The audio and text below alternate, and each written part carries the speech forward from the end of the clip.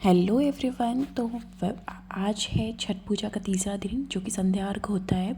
और आज के दिन बहुत सारा काम होता है। आज मैंने छुट्टी लिया था ऑफिस से और यहाँ पे मम्मी वो जो भी अर्घ का सामान है, जो प्रसाद है, फ्रूट्स है, बर्तन है, सबको धो के धूप में सूखने को रखी थी।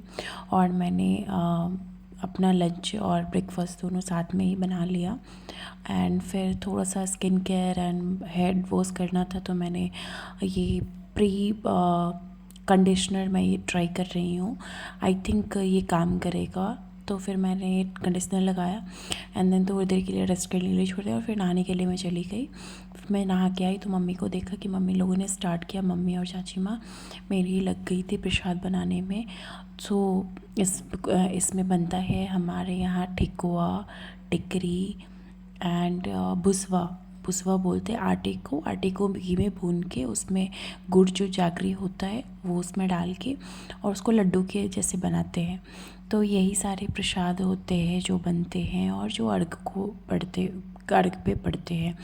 तो ये ऑलमोस्ट बनाने में बहुत टाइम लग गया था और मैंने भी थोड़ा सा हेल्प किया। जैसे ये चावल में थोड़ा सा हल्दी डाल के, कच्ची हल्दी डाल के पीस के और इसको एकदम प्योर कलर जैसा लगना होता है, जिसमें इसे बर्तन में जो भी बर्तन हम लोग अर्घ में डालते हैं ना उसमें लगाना होता है। तो नारियल फ्रूट्स जितने भी हैं उसमें लगाना होता है। तो मैंने ये लगाया और इसमें फिर सिंदूर का टीका भी किया। तो ये देखने में बहुत खिल के आता है। फिर मैंने लंच किया, दाल भात और चोखा आलू का, जो हमारा बहुत फेमस फूड है। उसके बाद मम्मी को थोड़ा सा स्क्रबिंग कर दिया, थोड़ा डेड स्किन निकालने के लिए। वो नहीं करवाना चाह रही थी फिर भी मैंने कर लिया। फिर भाभी ने मम्मी को आलता लगाया, फिर मम्मी ने सारे ही सब कुछ को पैक किया क्योंकि हमें घाट पे जाना था।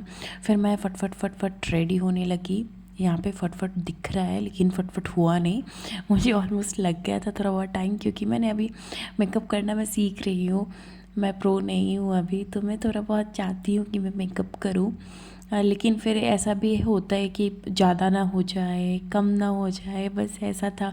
और संध्या अर्घ के दिन ना थोड़ी देर रहना होता है, फिर वापस आ जाना होता है। तो मैं सोच रही थी कि मैं सच में इतना मेकअप करूं या फिर आ जाऊंगी थोड़ी देर में, तो फिर कोई फ़ायदा नहीं मेरा इतना मेहनत करने का, क्योंकि सुबह में तो फिर जाना ही है।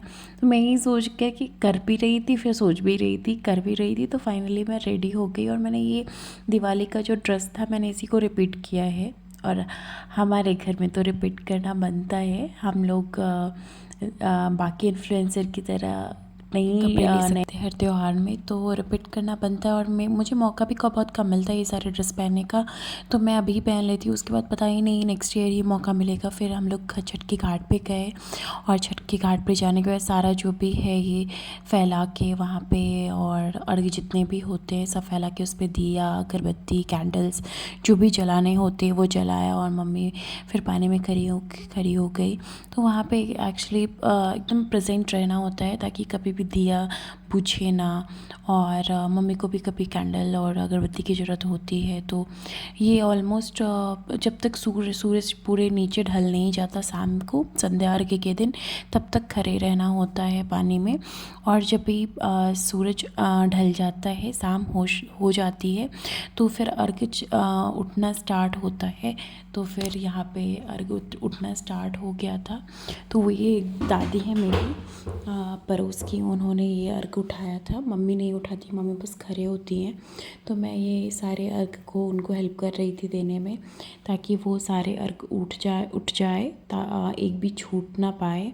और जब सारा अर्घ उठ गया उसके बाद सारे अर्घ को पैक करके और हम लोग घर को आ गए। घर को आने के बाद जो भी थोड़ा बहुत काम था डिनर का वो सब किया। मैं बहुत थक गई थी क्योंकि सुबह उठना भी था, तो मैं सो गई थी। मिलते हैं नेक्स्ट व्लॉग में।